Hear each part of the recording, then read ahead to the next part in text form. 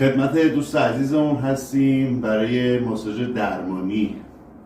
دوست عزیزمون عمل بایپس کرده، به امید خدا روز به روز داره وزنش کاهش پیدا میکنه.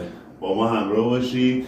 این ماساژ هم بفرستید برای افرادی که سنگین وزن هستن. درود بر شما. ماچ به سر Dağlara kem düşende, bülbüle gam düşende, ruhum bedenden oynar, yadıma sen düşende.